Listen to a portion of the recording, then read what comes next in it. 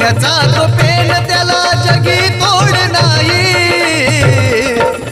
त्याच पेनानं विमान उभी लिहिली लोकशाही त्याच पेनानं विमान उभी लिहिली लोकशाही